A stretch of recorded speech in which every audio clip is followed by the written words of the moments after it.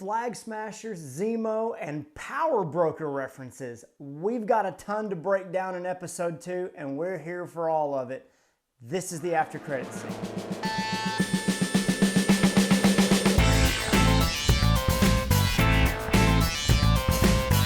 As always, guys, don't forget to like and subscribe to our channel. Turn on the notifications so that when we drop new videos, you'll be the first to know about it. And if I hadn't said it before, thanks for subscribing. I really appreciate it. Episode 2 has a ton in it. It was packed from start to finish. We talked in our prediction video a couple of days ago that there's going to be a lot of moving parts and things are going to happen quickly, and man, did they. Right off the bat, we get a little bit of backstory on John Walker, our new Captain America, and it seems like he's a decent guy. Although with fans who have grown up with Captain America being Steve Rogers, I think it was intentionally off-putting to see somebody else in the outfit and to talk about living up to Cap's legacy, all those different things. Even though he seemed like a really nice guy, it was really hard to feel for the guy because he wasn't Steve Rogers. It already made me excited and ready and aching to see Sam in the Cap outfit with the shield. All things right like they're supposed to be. There were several lines throughout the entire episode that harken back to some things that Steve said. Well, maybe we can call them Capisms, Rogerisms, Steve's? No, Capisms. We'll call them Capisms. Things that made you think about the way that Cap saw the world. When John Walker said, "Everybody wants me to be something," you saw in a hurry that not just Sam, not just Bucky, but a lot of people are feeling the pressure to live up to who Steve Rogers was and who Captain America was. I don't know about you guys, but it became really apparent to me very quickly in that opening scene that there are differing ideas on what it means to be Captain America. The government obviously chose John Walker because he had medals of honor and he had fought in all these battles and he was physically strong. Side note here, the clip they showed in the Good Morning America segment, to me, made me angry because it showed or it proved that John Walker had access to the Captain America shield way longer than just that opening scene. They didn't just put him in the suit and hand him the shield and he ran out there. He's been practicing with it for a while, which means Sam put that shield in the Smithsonian booth and maybe they took it right back out. That kind of stung a little bit. They had been planning this from the moment Sam gave it back. Was the Smithsonian thing just a ruse or an excuse to get the shield back? We might never know that, but my distrust of these guys already makes me want to say, yes, that's why they did it, and that's what's going on, and you shouldn't trust them, and they're awful, and they're evil. John Walker has this idea, the government has this idea of who Cap's supposed to be. Is he a war hero? Is he a physical specimen? Is he a moral good? What is he? I think a lot of it can be traced back to the things that Dr. Erskine said at the beginning, and that's where my mind went with that. That Erskine gave Steve the power to be Captain America, but he gave him the power to be something that he already was. He made the outside match the inside, and I just remember that moment where Erskine and Steve are talking, and he's sharing the reasons that he chose Steve to be the first test subject for the super soldier serum and the differences between him and a guy like Red Skull who did not have the heart for it. And I wonder if we're going to see that part of John Walker come out. Now at the end, whenever Sam and Bucky are talking to John Walker, I'm not going to call him Cap because it seems disingenuous, so I'm just going to call him John Walker.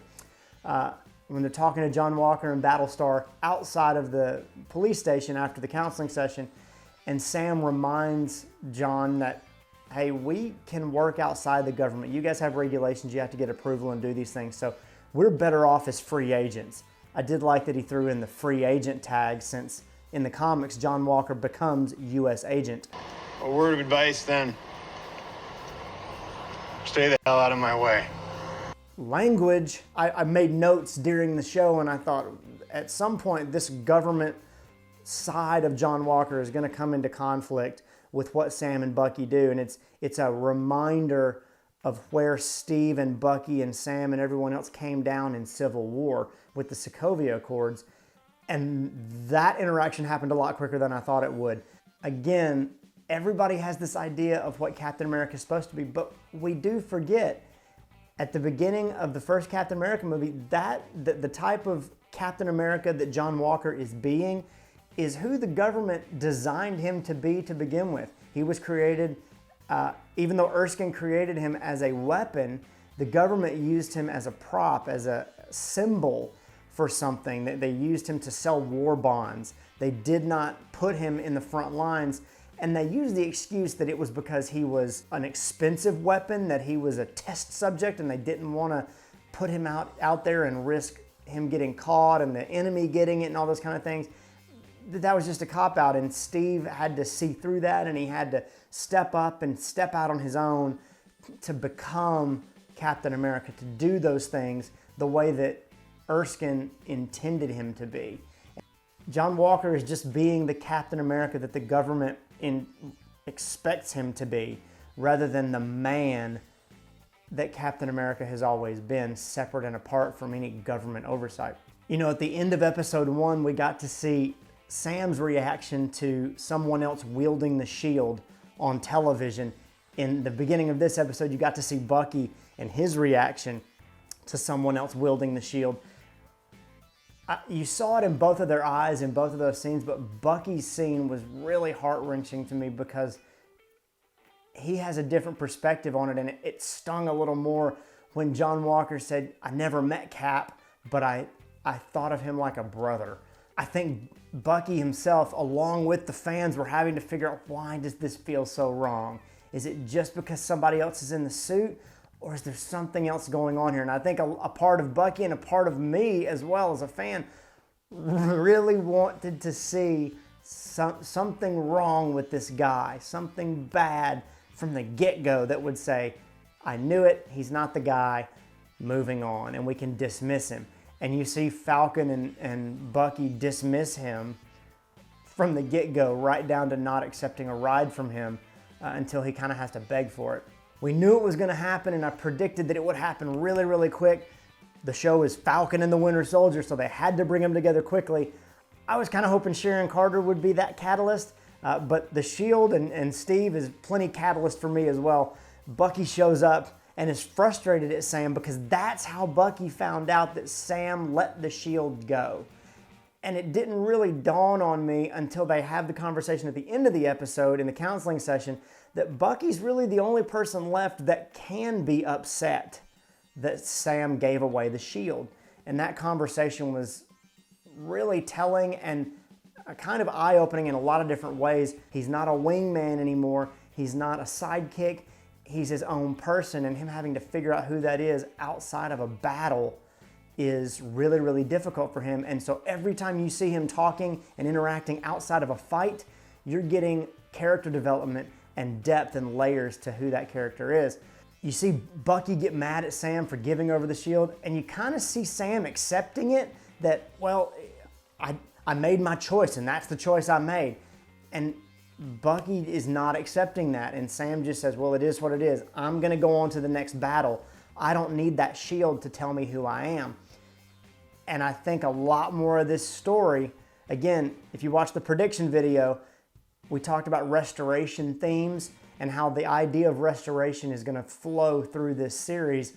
And this is one of those moments where Sam feels like he can be something without that shield.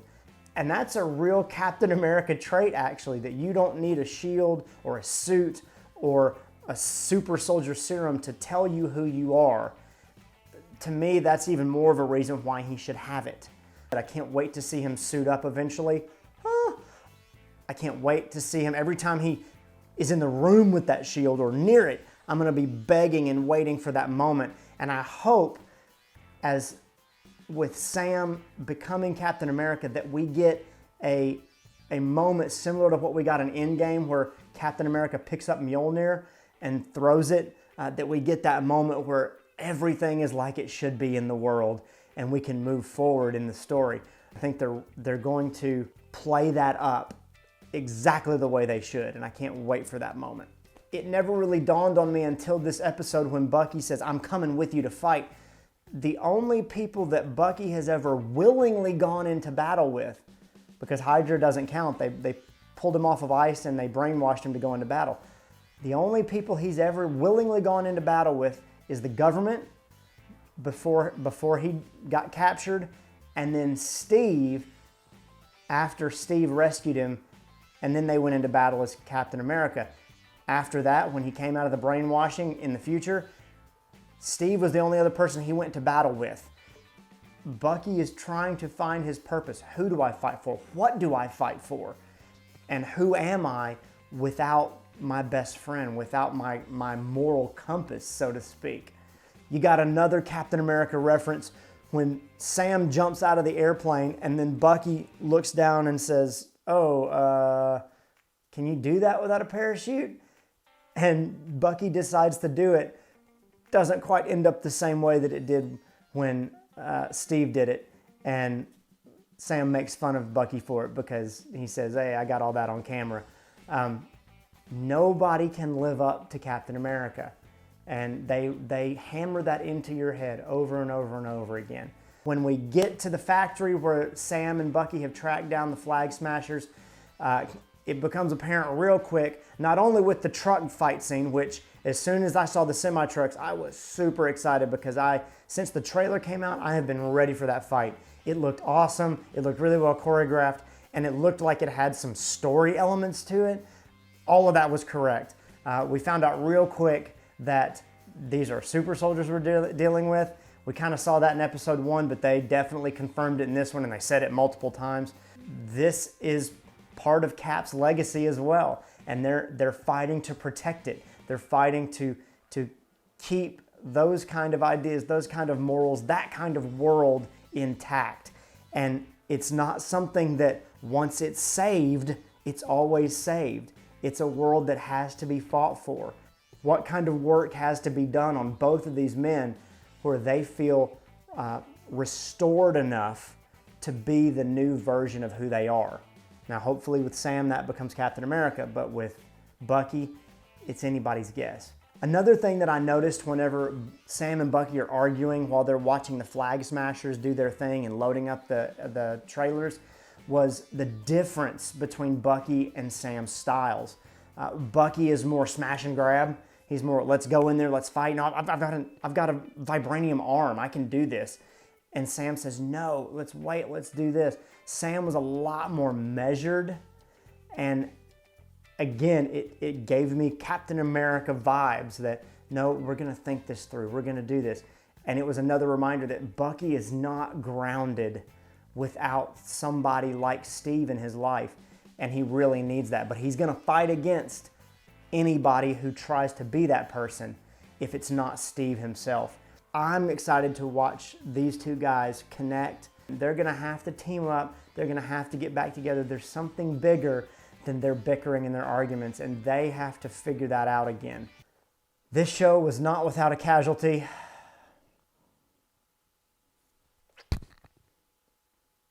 Rest in peace, Red Wing.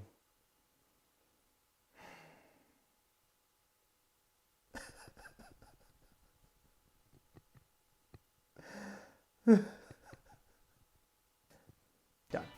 Like I said, I was really excited for this tractor trailer fight that we got, but I asked myself out loud, where did Captain America come from? I know I said I wouldn't call him that. Where did John Walker come from? And I'm glad they explained that Red Wing had been hacked into, and that's how they were able to track where they were going, which kind of tells you the government really doesn't know what's going on. They're just looking for a fight. And the only way they found it is by tracking Sam, which means they're taking Sam's lead, even though they won't say it. I'm interested to see where that goes because, like I said, the government's clearly tracking Sam through Red Wing. Now that Red Wing's gone, are they still able to track him? Are they following his lead? What's gonna go on there, and how does the government and this new Cap fit into that? There's gonna be a lot of friction there. And maybe that's the disconnect and the fight that has to happen to prove to Sam and to a lot of other people that John Walker and the government can't be trusted to carry on Cap's legacy and somebody else needs to do it. I loved that we got some behind the scenes action with the FlagSmashers here, getting to see their network of supporters. They've got sympathizers, not just people that are fighting for them, but people that want that type of world, that want that type of change, people that are feeding them, that are housing them, that are sheltering them. We found out that they're very good at covering their tracks on the internet, and they're very passionate. I almost felt for them. I connected with them as people better than I connected to John Walker. There's a part of me that kind of was wanting the FlagSmashers to succeed until I realized, oh wait, you stole Super Soldier Serum. This can't be good at all. And then they drop the Power Broker reference as they're trying to escape on the airplane, and my mind exploded. Now, you're gonna have to do your own deep dive into Power Broker, and we'll talk about it a little more in an Easter egg video in a couple of days, but Power Broker is a character and also a corporation and some other things in the comics that has a lot of dealings with different characters. Power Broker is responsible for giving John Walker and Battlestar some of their super soldier powers. He's responsible. He works in connection with Carl Malice, who is a doctor that does a lot of experimentation. He has a lot of connections with a lot of other Marvel characters, not just Captain America and Sam and Bucky, but he's got connections all across the MCU that would make him a really great character to bring in or to introduce that would have some crossover possibilities later on. I talked about that a little bit in an Easter egg video. You can check that out. Again, take a deep dive on your own to learn a little more about who Carl Malice is and who Power Broker is.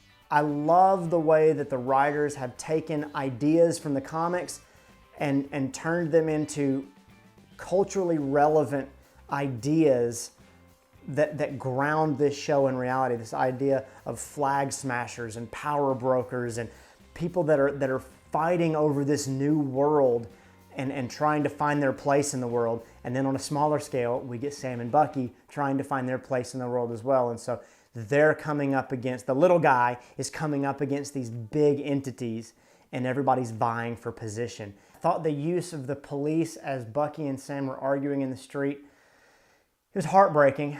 Not only because of the situations going on in our world right now, but because we had to watch, just like we watched on TV, somebody gets stopped and harassed.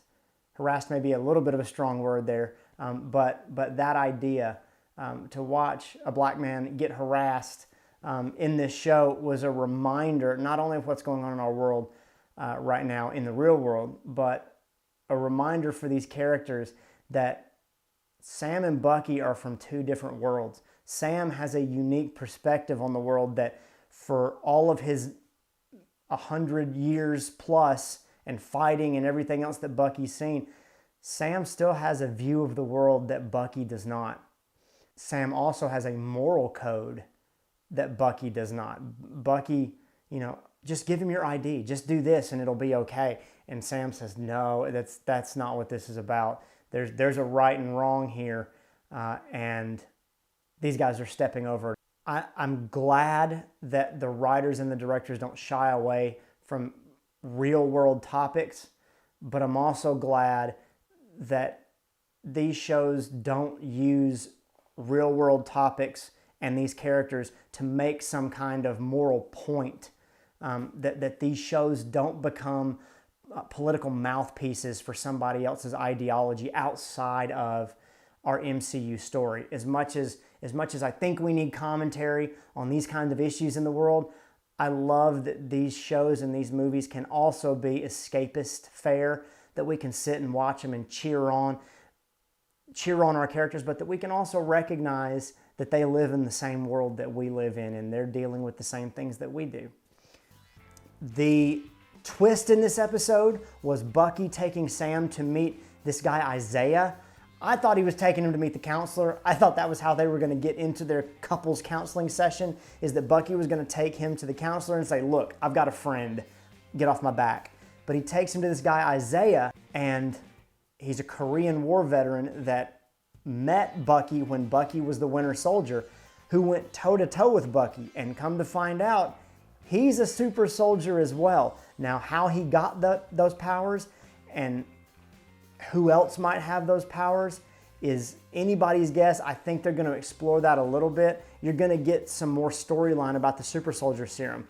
If you watched The Incredible Hulk, there was a scene where General Ross actually goes and gets the super soldier serum that he gives to Emil Blonsky, and it's in a vial and it's in a storage place for the US military. So you've gotten some backstory already on the super soldier serum, that it's always around. It's kind of like Hydra, it just pops up. And so you're going to get a lot of that story as well. Zemo tried his best to get rid of the super soldiers. Is Zemo going to help Sam and Bucky because he doesn't want more super soldiers in the world either? Are their interests going to align, or is he going to go rogue and go after everybody? Zemo's always got a plan. In Civil War, he had a plan that nobody knew about until the end of the movie. I'm willing to bet he has a plan already. Whether it involves Sam and Bucky or not, we're going to have to wait and see. But Zemo's got something up his sleeve, and just going to visit him to get information is definitely not the end of that. Not only because we've seen him out of prison in the trailers, but because it's just who that character is. He is brilliant, he is patient, he's conniving, he's got something up his sleeve, and it's really gonna hit the fan when it happens. The counseling session was really funny and played for a lot of laughs, but it was also very revealing. And that one moment, See, he gave you that shield and you threw it away like it was nothing. So maybe he was wrong about you, and if he was wrong about you, then he was wrong about me. I know that was a moment where Bucky was having some realization, but it dawned on me, and I don't know if it dawned on you guys as well, but Bucky needs Steve to be everything that Cap thought he was going to be.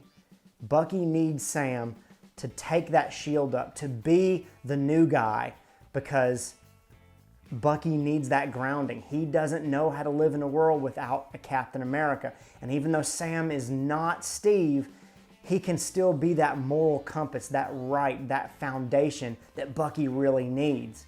And when he's not there, when Sam says, I don't want that, it's like Sam saying to Bucky that he doesn't exist, that he doesn't matter. It's the only thing in his life that's been good and grounded. It's the only thing that makes him feel like he is making amends for all of the horrible things that he did as the Winter Soldier. And when Sam says he doesn't want that shield and he doesn't want that moniker, Bucky's the one that has to wrestle with that, not Sam.